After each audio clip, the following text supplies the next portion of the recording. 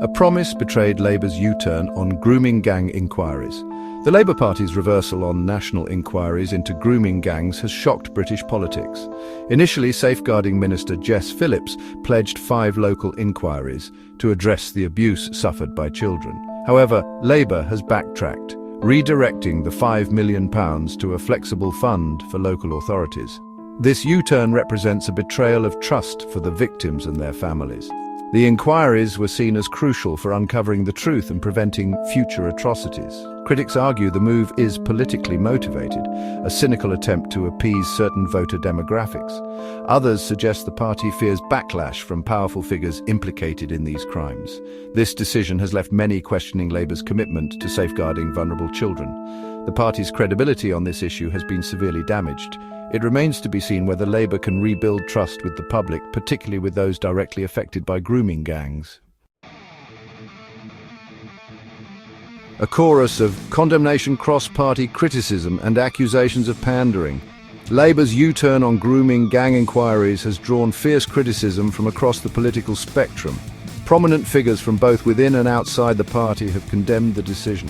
Nigel Farage accused Labour of prioritising electoral success over the safety of children. Conservative MPs have also been vocal in their condemnation. Former Home Secretary Priti Patel labelled the decision disgraceful and despicable. Andrea Jenkins accused Labour of putting political correctness ahead of child protection. Critics argue that Labour is afraid of alienating Muslim voters, particularly in inner-city constituencies. They point to the fact that the majority of perpetrators in grooming gang cases have been of South Asian origin. This perception is further reinforced by Labour's reluctance to address cultural sensitivity in these crimes. The accusations of political pandering strike at the heart of Labour's credibility. They suggest the party is willing to compromise its principles for electoral gain. This perception is damaging not only to Labour's reputation, but also to the public's trust in the political system. A defence marred by distrust. Labour's response and the public's scepticism. Labour has attempted to defend its decision, but its response has been met with widespread scepticism. Culture Secretary Lisa Nandy insisted the government remains committed to tackling child sexual exploitation. She argued that local authorities are better placed to address grooming gangs. The Home Office labelled reports that Labour is dropping its commitment to grooming gang inquiries as false. Despite these assurances, the public remains unconvinced. Many believe Labour is more interested in protecting its own reputation than in pursuing justice for the victims. The Rotherham scandal looms large in the public consciousness, revealing a catastrophic failure by local authorities and police. Many believe Labour, which controlled the local council at the time, bears significant responsibility for this failure. The shadow of injustice. Disparities in sentencing and the erosion of public faith. Labour's decision to scrap the grooming gang inquiries has exposed a deep sense of injustice.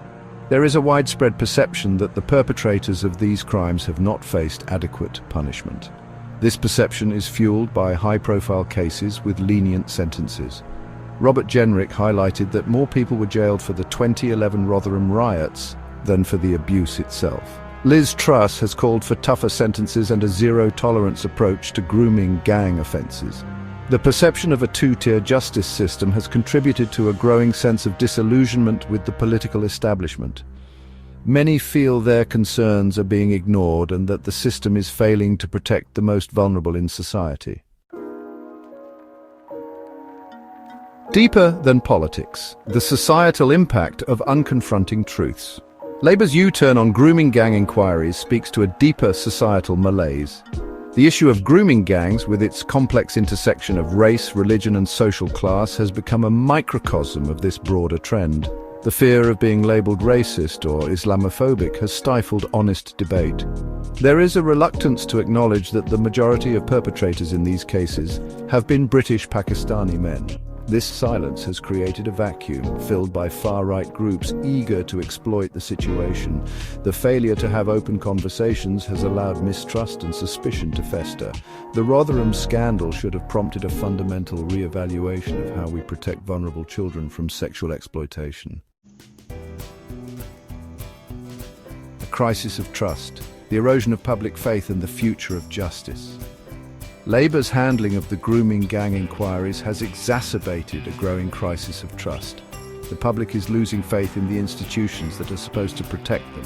The police, social services and the justice system are all seen as failing to address child sexual exploitation. This crisis of trust is fueled by a perception that the authorities are more interested in protecting their own reputations. The decision to scrap the national inquiries has reinforced this belief. The erosion of public trust has profound implications for the future of British democracy. If we are to restore trust, we need to be honest about the failures of the past. Labour's U-turn on grooming gang inquiries was a missed opportunity to demonstrate a commitment to transparency and accountability.